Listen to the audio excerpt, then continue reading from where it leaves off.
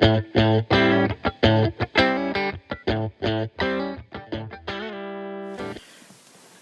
there and welcome to my guitar channel, a new channel, certainly new to me. It's all about guitar and producing these kind of things, about effects, playing styles, practice. What I do, I'm going to be uploading some videos on some covers and some new tracks, that sort of thing, and showing you how I achieved it. You feel free to comment and tell me how rubbish it is. I don't really mind, I don't read the comments, so it doesn't really matter. But it's talking about things all related to guitar and the industry, and basically how it affects us. One of the reasons for this, I was inspired by a couple of events. One of the things, as we probably all do, I was looking around YouTube, and I happened to come across a video of a young girl playing rather a nice Fender guitar, and I thought I'll have a look at this. And she was doing a Hendrix cover, and in looking at it, she suddenly played the backing, which was obviously on a radio or a cassette or something like that. The quality wasn't great. She started to play a guitar. The guitar was just clean, a clean amp sound, and obviously a small amp.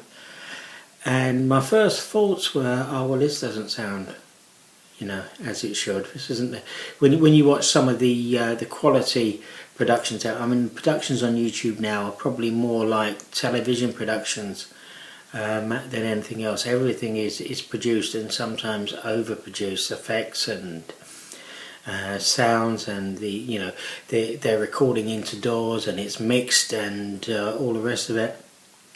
And all of a sudden I thought to myself, well, my first thoughts really were wrong. This young lady is using what she's got, and I think that's the main point of this first video. It's so easy to subscribe to the next product. What I mean by that is that, and I'm guilty of it a great deal, that we believe that our next big purchase guitar is going to make us a better player. The next effect that we buy, the next amp that we buy, is going to make us a better player.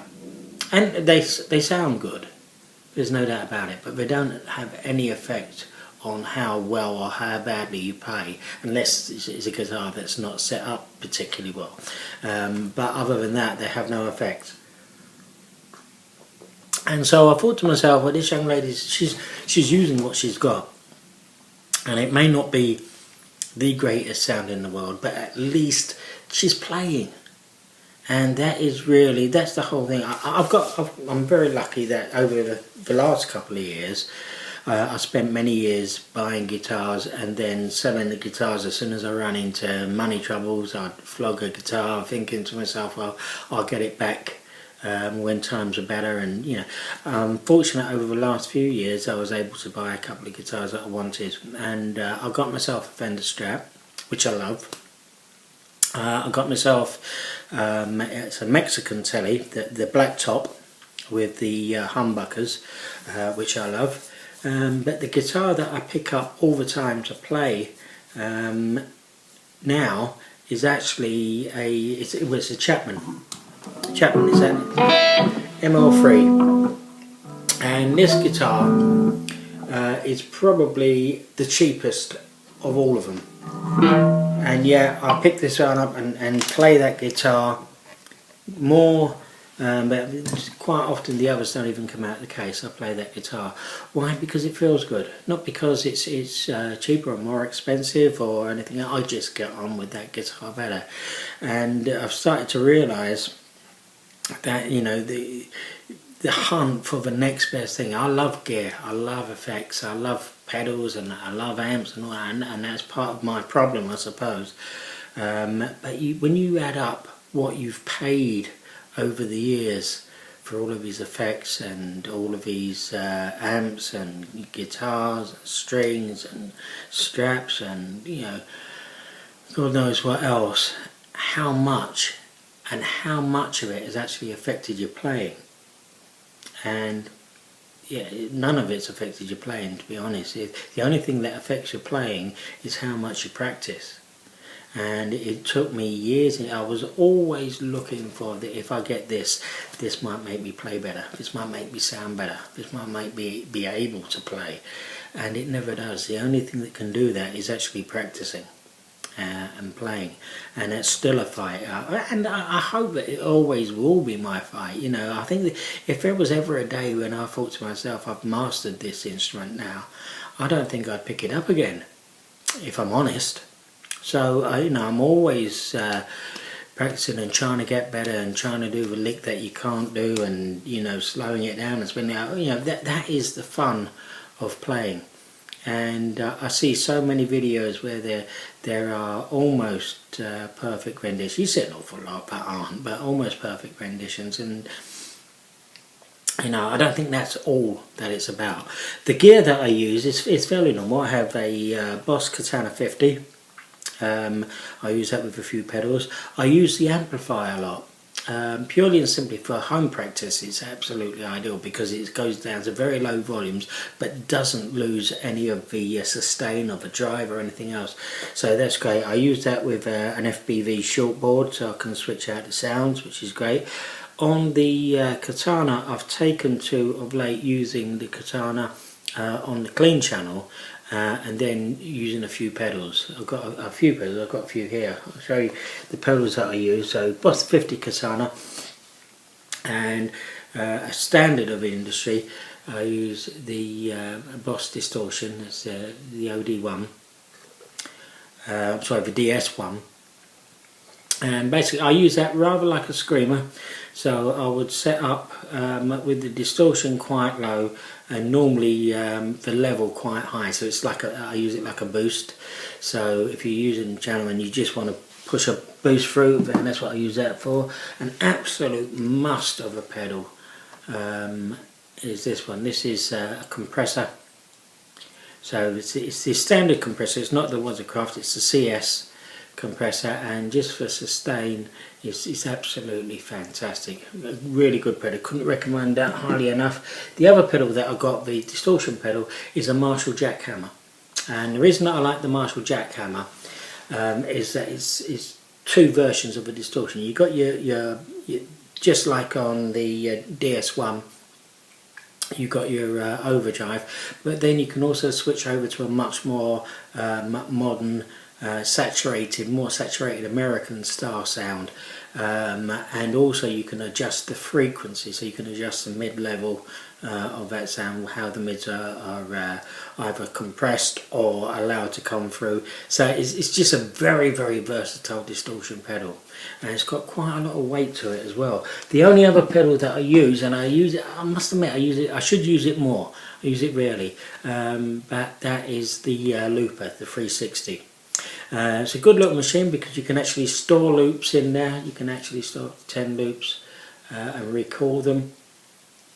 Other than that, you've got the level, you've got on, off, and obviously your overdub. It's all done with the same button. You can hold down if you want to erase it and start again. I've not used that as much as I should have, to be quite honest, and I have to get into it a little bit more.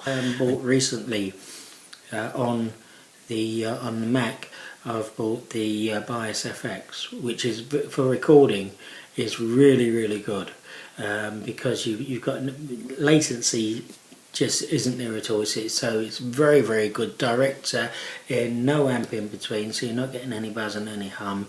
You're just straight from the Bias FX into the DAW. And the advantage of that, I'm using at the moment it's just a light version, it's the Cubase LE, and in using that it records through the Bias effects, but it uses it as if it was a plugin. So what that means quite simply is that when you look at what you've recorded guitar wise, it is purely and simply the clean signal.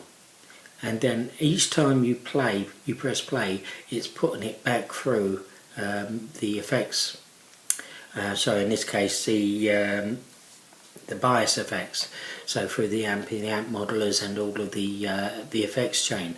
That means that you can change it at any time, or you can make it even after you've done the recording and you've stopped recording. When you listen back, you can make changes to the sound of the guitar, and I found that really helpful. So especially when you are, I wouldn't say a novice player, but certainly I'm nowhere near a professional player. I find that you can make really poor decisions on sound, on level, or you believe, for example, you believe that the echo is not too much, you listen to it back and it definitely is too much and you want to make changes. That is absolutely ideal. You haven't recorded the sound with the echo on, you've recorded a dry guitar and you can make changes to it, and I've found that to be absolutely invaluable. So idea of doing this sort of stuff, again, it's about making the most of what you've got rather than keep going out and buying new and buying new and buying new. Even down to the video that I'm recording right now, I haven't got, this is why it looks like I'm looking off at an oblique angle. I'm recording directly into the camera on the iPad. The camera's over here, the screen's over there, so it looks like I'm looking past you and talking to someone behind you. It's a cheap way of doing it, of course it is, but does that make it worse? You know, it's all about trying to make the most of what we got, and that's what the channel is going to be about. It's going to be about how I practice and how you guys practice, how we can benefit each other. Comments, you're welcome to comment, good, bad or indifferent, I really don't mind. It's you know, even bad comments, water off a duck's back to me, I really don't care. But guys, I'll catch up with you real soon. We're going to be playing some tunes. Anything that you want played or anything that you want me to make a fool of myself at, I'm always up for something like that. Let me know in the comment section and I'll catch you real soon. Take care.